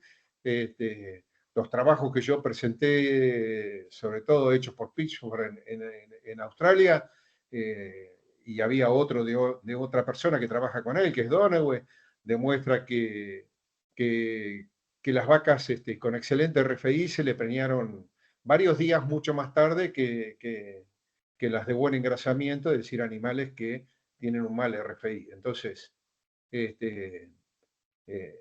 y siempre lo que hacemos hincapié en el grupo, que más allá de todo esto, lo importante es que haya una buena producción de kilos de carne por hectárea en relación al tamaño del vientre y de mantener la relación de los reproductores con las vacas que tenemos en el campo. Entonces, si bien dejamos o sacrificamos, si se lo quiere llamar así, por ahí mucha velocidad de crecimiento o ganancia de peso, es pura y exclusivamente porque estaríamos produciendo animales que tienen una terminación más tardía y de mayor tamaño y que no logran la terminación que necesitamos tener en animales a pasto a esa edad y con ese peso que Jorge necesita para faenar y vender. No sé, Marcelo, si querés aclarar algo o quieres preguntar. A mí me pareció, y me quedé pensando en una cosa, porque hay manos levantadas, pero yo me voy a hacer abuso de la organización. Vos hablaste de una vaca, para tener un novillo de 420 kilos, con una vaca de 400 kilos en mantenimiento, estamos hablando, ¿cierto? ¿Qué relación habría entre el peso del toro y el peso de la vaca? A pasto, un toro en un estado corporal aceptable, no sé, no recuerdo la tabla, pero eso está bueno para relacionar peso toro, peso de vaca, peso de novillo a pasto. Y te diría que es un toro que en el momento que vos lo vas a comprar sería un toro de 550, 600 kilos. Si fuese un toro preparado para exposición, por ahí uno puede tolerar unos 50 kilos más, 70 kilos más, pero más o menos esa es la relación, es uno, 1,5, digamos. Perdón, la relación toro-vaca, ¿cuánto es? ¿Qué porcentaje del 1,5, o peso del toro sea, es la vaca? si hablamos de una vaca de 400 kilos, estaríamos hablando de un toro de 600, 650 kilos. Bien, gracias, Martín. Excelente, hay dos manos levantadas. Jorge, adelante, y después Cefe. ¿Voy yo primero? Sí, adelante, Jorge. Bueno, algo ya respondió Martín, porque había levantado la mano un poco antes. Pero bueno, ¿por qué crees, Martín, que nos han llevado a hacer ese, yo lo quiero llamar daño genético, siendo un poco malo, ¿no? Pero nos han llevado a tener esos animales con dificultad de engrasamiento, con terminaciones de mucho más quilaje? Y eso sabemos que en el sistema productivo general, la verdad que pega por todos lados, excepto en bueno, lo que vos decías del RFI, que bueno, convierten mejor, pero bueno, es mucho más caro de tenerlo porque hay que sostener un rodeo de cría mucho más alto cuando los niveles de reproductivos, los índices reproductivos que tenemos son deplorables en promedio en Argentina, y nos han volcado, todas las charlas van volcadas a eso y no a la parte previa, que es a sostener rodeos eficientes, ¿no es cierto? Y además nos viene a nosotros, el consumo interno pega 10 veces más, porque encima el consumo interno no quiere animales pesados. Bueno, ¿por qué todas las charlas, o por lo menos la información que nos va llegando, nos llevan para ese lado y no nos dejaron conservar la genética antigua que teníamos, que ya la teníamos bastante mejor adaptada que ahora? Además, te hago una aclaración más. ¿Por qué nos hacen pensar en la producción por animal y no por hectárea? ¿Eh? Eso, viste que es fundamental, ¿no? Porque al final, si tenemos hectárea, no cantidad de vacas. Sí, Jorge, es así. No sé, yo después de tantos años de lidiar con esto, lo que te puedo decir, que estoy totalmente seguro, es que ningún criador selecciona sus vacas por ganancia de peso. Ni uno. Todos tienen la vaca que pueden tener. Y la vaca que pueden tener es la que el ambiente les permite. Me peleo con gente de Río Colorado que tiene el campo 100 kilómetros abajo, donde en 5.000 hectáreas de campo tiene 250 vacas y es un amigo con el cual hace 40 años que me peleo, porque cada vez que llego, él se compró un toro, le encantan los toros del show, él quiere toros grandes y lo primero que hace es contestarme, yo necesito toro grande porque después el ambiente me los achica. Y todos los años le explico que es una gran contradicción porque él le está metiendo potencial genético a sus vacas para crecer, pero nunca va a tener el pasto que esas vacas precisan. Y esas vacas van incorporando esa información que él les va metiendo, y esas vacas necesitan comer, y esas vacas son las primeras que se le mueren de hambre, son las primeras que se le dan en vacía, y son esas vacas que vos las ves en el medio del monte dando lástima, el pecho contra el espinazo, ¿viste? No tienen capacidad corporal. Y bueno, y lamentablemente hay gente y voy a ser más crítico, gente que hasta desde ciertas asociaciones, gente que son inspectores que van a controlar esas vacas, les recriminan que esas vacas son chicas y que tienen que incorporar animales de más crecimiento y tamaño. Y lamentablemente inducen a la confusión. Y después, lo que, qué sé yo, en mi caso, durante muchos años me creaba confusión hasta que un día dije, bueno, yo tengo que entender que el mercado de las exposiciones, del show, es un mercado totalmente diferente del mercado de la cría pura. Entonces, yo no reniego contra ese tipo de hacienda genera muchísimo dinero, hay muchos negocios a la par de eso, pero bueno, lo importante sería que la gente entienda que cuando uno utiliza animales de mayor tamaño para lograr mayor crecimiento, lo que tiene que pensar es más bien en un tipo de producción terminal, donde lo que dije antes, no darle velocidad de crecimiento a la vaca, no, a la vaca no hay que darle velocidad de crecimiento, su crecimiento tiene que ser normal, tiene que ser promedio, bajo. Y uno puede darle velocidad de crecimiento con los toros que utiliza, siempre y cuando no se genere problemas después de parto, pero uno puede producir terneros que después van a ser más pesados y ese ternero debiera ser totalmente vendido, digamos, no tendríamos que hacer reposición a partir de eso. Ahora, lo del feedlot, lógicamente, el feedlot es un negocio de margen, y el feedlotero lo que quiere es un animal que entre y que gane mucho peso. Y bueno, la terminación la van a tener en base a un exceso de energía en la dieta. Y al frigorífico también le interesa tener un animal un poco más grande porque diluye sus costos. Ahora, el problema al frigorífico le viene cuando esos cortes de carne tienen que ir a la carnicería y que el bife entre en el plato, como dijiste vos. Y el problema lo tiene el frigorífico y lo tiene el feedlot porque nosotros comercializamos hacienda aún de feedlot de 380, 450 kilos. Entonces, ¿cuál es el sentido de darle un peso final a ese novillo de 550, 600 kilos y lo vamos a vender a 400? Entonces, no termina uno de entender qué es lo que se está buscando. Por otro lado, vos hablás de infinidad de, por ejemplo, la gente, la moda, el wagyu. Está genial la carne wagyu, es para un mercado muy selecto, pero hay mucha gente que dice, yo selecciono mi hacienda británica, la que utilizo para cría todos los días, porque quiero que tenga mucho marbling. Y vos, Jorge, decías que la vaca, que el tipo de corte que vos vendés, el consumidor no quiere grasa. Y si vos mirás cómo se depositan la grasa en el tiempo y en la forma de la alimentación del animal, la grasa intramuscular es la última que se forma y para tener un buen porcentaje de grasa intramuscular, tal vez un 3, un 4, hasta un 5%, tenés que tener mucha grasa de cobertura. Y si tenés mucha grasa de cobertura, vos tenés desperdicio. Entonces, estamos intentando hacer cosas que muchas veces van en sentidos totalmente opuestos. Es como cuando hablamos del curve Bender. El curve Bender es una cuestión de marketing.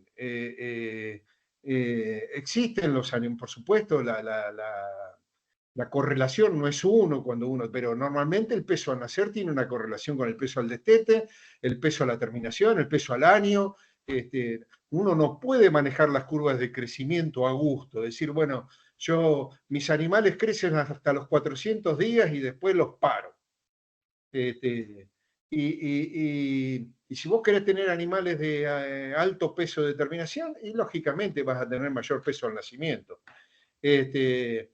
Entonces, no existe el animal que haga todo. Entonces, tenemos que compatibilizar la cría, sobre todo los que hacemos ciclo completo, tenemos que compatibilizar la cría con un animal que después se nos termine a pasto. Yo no reniego para nada de la carne de feedlot ni del animal de feedlot. Me parece que son todos negocios valederos y que todos ocupan su lugar. Pero bueno, en este caso, este grupo lo que trata de fomentar y desarrollar es la terminación del animal a pasto. Aprovechando la particularidad, lo que la naturaleza le dio al bovino, que es la de ser un herbívoro y la de tener la capacidad de transformar animales vegetales con alto contenido de fibra en proteína animal, cosa que no hace ninguna otra especie.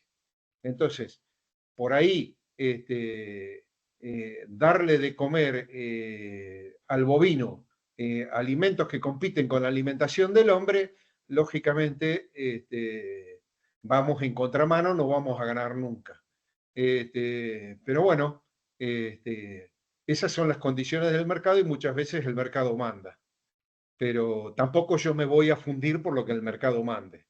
Entonces, creo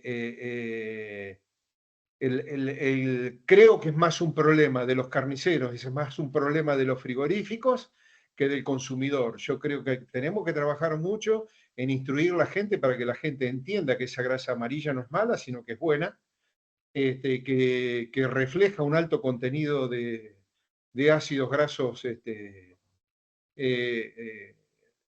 como es omega 3, omega 6, que tiene un alto contenido en carotenos, y que lo que está indicando que esa carne es muy saludable.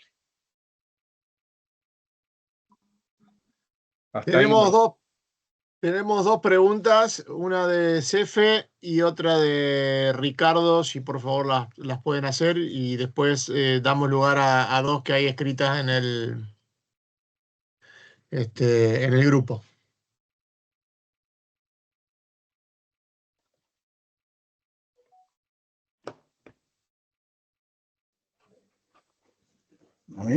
Adelante, Cefe. Buenas noches. Bueno, Ceferino Brandone de Chacabuco. La verdad que no conozco el grupo, no sé, estoy acá, pero porque vi un flyer y me inscribí. Quería felicitar a Juan Martín por su oratoria y sus conceptos y sus conocimientos. Tengo 30 años de boicinista, de producir carne a pasto y de comercialización. Estoy en Colón Mariano y soy un fanático de la ganadería pastoril, obviamente en el sistema de Wosen. Participo en la comisión de Grass-Fed, que los invito a todos. Hay una charla por streaming el día miércoles. Y muchachos, no bajemos los brazos. Hay que producir a pasto porque los cambios generacionales quieren comer más sanos, aunque por ahí no dé el bolsillo para eso, pero todo el cambio generacional quiere comer más sanos. Y hay muchos médicos a nivel nacional, a nivel internacional, que son influencers que están recomendando comer proteína, dejar los hidratos de carbono, comer huevo, comer carne, y la carne que están recomendando es comer carne de pasto. Con respecto, solamente agregar que se puede producir carne con grasa casi blanca, con un despunte y repaso, o sea, el que tiene cría o el que tiene una recría, puede ir despuntando el novillo por delante y a la recría o la cría por detrás, y se logra una grasa blanca. He ido a la faena del mate de Basqueto, que son clientes nuestros, y celebro que haya un grupo que esté envasando carne al vacío y esté comercializando. En Grass-Fed hay 3 o 4 firmas que lo están haciendo. Es un largo camino que hay que hacer, pero los que lo están haciendo los felicito. Y si no se quieren complicar o todo el mundo no puede terminar esa carne a pasto, hay que vendérsela a la industria frigorífica, que la están pagando más que el gordo. Pero el camino es hacer el esfuerzo de terminar carne a pasto, no novillo pesado, como dijo Juan Martín, buscar la medida del novillo que se pueda producir a campo, lo que le permita ese campo. Nada más que eso, ya creo que está todo dicho. Y muchas gracias por participar, dejarme participar. Muchas gracias, Seferino. Ricardo Delgado, y después voy a alguna del grupo, y después Chalero de acá. Sí, yo quería preguntar, la vaca normalmente se termina a pasto, ¿no? Es carne a pasto, digamos, natural. Eso no puede entrar en este circuito de tipificación de carne.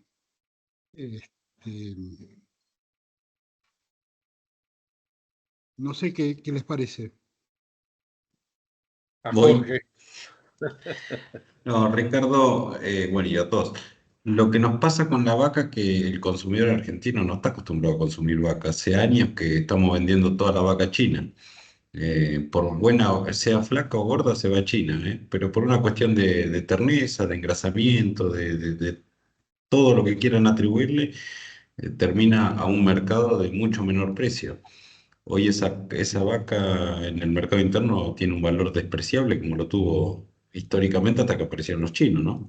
Sobre todo si está flaca. Y si está gorda, está demasiado gorda y realmente cuesta encontrar un nivel de engrasamiento óptimo en una vaca, ¿no? Por ahí se ve en alguna tropa de vaca más o menos nueva, por ahí encontramos algo de calidad de carne, pero no, seguramente que está lejos del novillito ese de 20 meses que estamos hablando, ¿no es cierto? Respecto a todo, a color de la grasa, a terneza, a color de la carne, a la tonalidad roja de la carne, es muy difícil encontrarlo en animales adultos. Entonces, dudo que el consumidor argentino se vuelque a consumir una vaca ya de 3 4 5 años, ¿no? Y una vaca vieja ni de casualidad. Quizá eso iría para un mercado, como hoy hablaba algo Juan Martín, de carne madurada, pero inviable, por lo menos nosotros no. Los nichos en Argentina son demasiado chicos y no podríamos absorber el volumen que hay, ¿no? Ok, muchas Bueno, gracias. voy con una de acá del chat y después volvemos a los que levantaron la mano. Dice, con respecto al diferencial de pesos, ¿se ha evaluado cuál es el costo del feedlot y si el de pasto es mayor o menor? Me imagino que es de producir un animal a feedlot o un animal a pasto.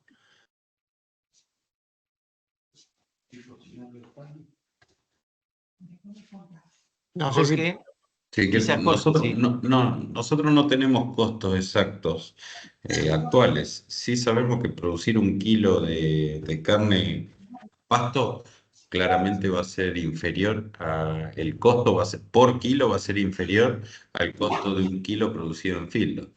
Ahora, claramente eso tiene distintos tiempos, ¿no? En un fildo, no, en 90 días metemos 90 kilos o más incluso y a pasto vamos a meter menos. Entonces ahí empieza a jugar la cuestión financiera, que empieza a hacer demasiado ruido. Habría que evaluar todo el ciclo completo y yo voy a dar mi humilde opinión. La realidad es que cuando uno evalúa el ciclo completo, por kilo ganado en el campo va a ser mucho más barato a pasto que a grano. Los granos siempre van a tener un precio mayor sobre ese kilo producido. Ahora, en el ciclo completo, cómo lo integramos, cómo lo diluimos, si ahí está la posibilidad. Por ahí hay zonas que no son aptas para engorde, entonces son zonas de cría, netamente de cría, en las cuales querer hacer un engorde a pasto no nos va a llevar a ningún éxito.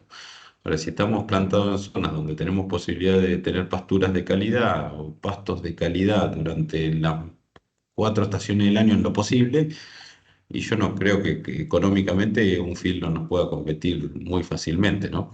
Después estará en el fieldo lo que tienen posibilidades de tener otras escalas, son otros negocios, que bueno, quizá ahí haya que charlar más profundamente, pero en términos generales, si vamos kilo a kilo, seguramente que sea mucho más rentable producir un kilo a pasto que con grano.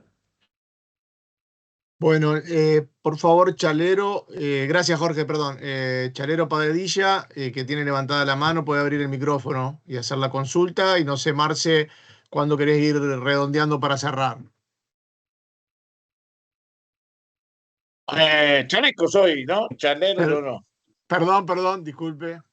No hay problema. Adelante. No, yo quería completar un poquito.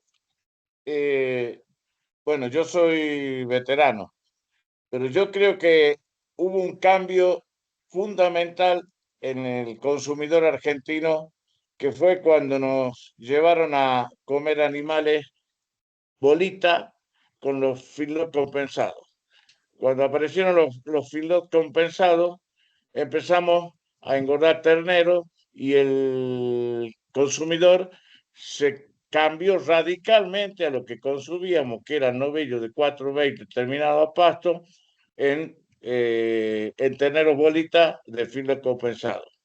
Uno de los puntos. El segundo punto, creo que en algún momento la competencia agrícola sobre los campos recreadores y de terminación a pasto fue muy fuerte económicamente, por lo tanto se redujeron muchísimo y la terminación apareció en los corrales porque era la forma de usar ciertos campos para recría y los campos de calidad para terminación con la bonanza agrícola, por lo menos donde yo estoy. Y creo que nos hemos quedado con dos cosas que creo que quedan como desafío. Una, no nos olvidamos de seguir trabajando sobre la cría y vienen de la punta del final la demanda y nosotros, como dijo espectacularmente mi amigo Juan Martín, nos hemos hecho cautivos de todo aquello que nos van, de las señales que vienen a la cría. Y de golpe nos hemos olvidado de lo fundamental de la vaca de cría, que es la adaptación al medio en donde tiene que producir. Y lo último, y con esto terminaría agradeciéndole enormemente el haber compartido estas charlas que ustedes dieron. También, y ahí viene el desafío, hay que volver a imponer los valores diferenciales en la salud, como dijo Cefe, de la carne a pasto, pero que no quede solamente en una comunicación mediática y no fundamentada ni. Creo que hay instituciones que deberían haber trabajado fuertemente. Y esto no es para, como dijo Martín, para competir o descalificar el feedlot. Es para darle un valor a un producto que se ha olvidado y que tiene muchísima razón de seguir existiendo y lograr ser impuesto. El consumidor después elegirá qué quiere comer y cuál de ellas le apetece y puede pagarla más o menos. Pero creo que lo único que le puedo decir es muchas gracias y no aflojen porque en algún momento será revalorizada esta carne hecha a pasto. Así que los felicito a Marcenaro y a Pablo que siguen en esta huella y a ustedes por organizar. Muchas gracias. Bueno, muchas gracias, Marce. Ahí acaban de levantar una mano, después vamos haciendo un cierre para que después la grabación la podamos compartir para que la puedan ver, porque si no va a ser muy larga. Javier, adelante, abrí tu micrófono y haz la pregunta, por favor. ¿Qué tal? Buenas noches. Bueno, celebro todo este encuentro, gente de diferentes lados, diferentes zonas, diferentes edades. Chaleco espectacular y bueno, todos los oyentes también. Yo soy productor, también me autodefino como agroecológico en transición permanente de carne de pastizal. Como porteño de venido a la cuenca del Salado, me di cuenta, digamos, de lo que terminamos haciendo un poco entre todos. Creo que todos tenemos que dejar de correr un poco el cuerpo, tanto los individuos productores, empresarios, como las instituciones. Yo creo que sí que es una responsabilidad de todos, cuando la culpa no la tiene nadie, sabemos que la tenemos todos. Y algo que quiero un poco reforzar como un concepto que o no sé si escuché o desarrollé, es que tenemos que recordarnos que somos productores de alimentos, que esa es un poco nuestra función en nuestra sociedad. Entonces, más allá de que exista o no exista el mercado, que la vida es larga y que en algún momento dado veremos que haya más carne de pasto en las carnicerías o disponible para nuestras familias o para gente completamente desconocida, eso va a depender pura y exclusivamente de nosotros y lo que podamos hacer como productores de alimentos y como empresarios que somos. Así que creo que un poco este es el tipo de movimientos que entre todos tenemos que hacer, cada uno estando donde esté, innovando y hablando con otros, produciendo con otros, pero entendiendo, digamos, que todo lo que hoy criticamos de alguna forma lo hicimos, no estamos en esta actividad hace 2 años. Así que si podemos hacer algo por los que estamos acá, por los hijos, por los parientes, por los nietos, por los que vengan después, tenemos que entender que no tenemos que criticar a nadie, ni el feedlot, ni entrar en la lucha de los agroquímicos y demás, pero entendemos todos los que estamos en esto las externalidades de lo que significa ese sistema de producción, tanto en la salud pública como en la rentabilidad de nosotros o nuestros pares. Así que celebro que existan este tipo de cosas, creo que le tenemos que meter, creo que tenemos que juntarnos, sabemos que así se formó la República, así se formó nuestra actividad ganadera y ese creo que es el gran desafío, es social antes que productivo.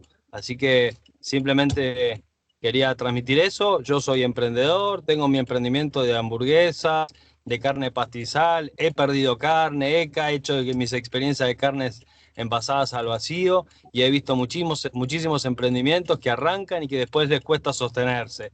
Ese sostenimiento me parece que es importante justamente que venga desde este cambio vincular que tenemos que lograr nosotros en esta unión entre productores y consumidores. No podemos alejarnos del consumidor porque somos consumidores de todo, sea de carne, sea de verdura, sea de tornillo, de cualquier cosa. Así que me parece que el lugar donde estamos nosotros como productores ganaderos, tenemos como que rebautizarnos y recordarnos que lo que empezamos a hacer al mover la vaca es producir alimento. Y entendemos, estando en esta charla de carne pastizal, el potencial nutricional y productivo para volver a recuperar rentabilidad en el campo que creo que todos tenemos que meterle guacha en ese sentido. A mí, yo tengo 46 años, creo que todavía me queda carretel, así que espero ver que el mercado cambie, espero ver que cualquier argentino salga a la esquina de su casa y que verdaderamente vuelva a comer sano y que los paisanos vuelvan a tener 90 años y fuerza para trabajar con el hacha y no estar en el hospital tomando antibióticos a los 58, que veo toda esa cadena. Así que solo eso, buenísimo todo, vamos arriba, la vida es larga. Muchas gracias, Javier, por tu reflexión. Le damos paso a Gastón Rinaldi y vamos cerrando. Solo una acotación, ahí escuché lo del tema de costos de producción a feedlot o a pasto. A feedlot todo el mundo hace costos, están publicados. A pastos no hacemos el costo del kilo producido. De hecho, tampoco tenemos el costo de cada kilo de pasto que produce el campo, y yo creo que por eso también no adecuamos las vacas, el tamaño de las vacas al campo que tenemos. Y eso es lo que termina aumentando los costos, en definitiva. Si hiciésemos todo como la naturaleza nos manda, ajustando el animal al campo, seguramente bajaríamos mucho más los costos del kilo producido de pasto. Solo esa reflexión. Excelente, Bien. muchísimas gracias. Adelante, Marce, con el cierre. Justamente lo que dice Gastón es un poco el primer objetivo que surgió de este intercambio, es decir, nos quejamos que nos castigan los animales, a lo mejor no es, o sea, lo que estamos entregando no es lo que se vende más fácil, y además estamos perdiendo por el otro lado porque nuestra genética no está adaptada al pasto que producimos.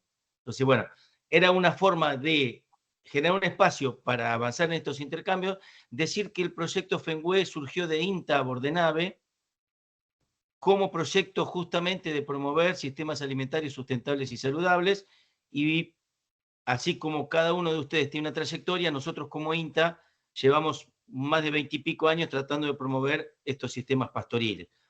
Inicialmente Jorge Carrizo, siempre lo nombro porque es quien nos inculcó ir por esta vía, y creo que este es un buen intercambio y que tenemos que seguir, porque hoy se dijeron cosas interesantes, pero no verdades absolutas, y creo que tenemos que seguir debatiendo, ¿no? Así que bueno, agradecer a Jorge Marcenac, a Pablo y a Juan Martín por haberse brindado, por haber compartido sus conocimientos, y seguimos interactuando en por lo menos este grupo Solo Carne Pasto, que es un grupo WhatsApp, Grassfed, que les pedimos que nos compartan nuevamente la información, así no pasa por alto lo del miércoles. Y bueno, y seguiremos debatiendo y conociendo otras experiencias, otra gente que está comercializando carne a pasto, y ver cómo entre todos vamos encontrando herramientas para promover esto que pensamos que es un aporte para la sociedad, para el mundo en general y para nuestras zonas. Así que bueno, muchísimas gracias y seguimos en contacto. Fede.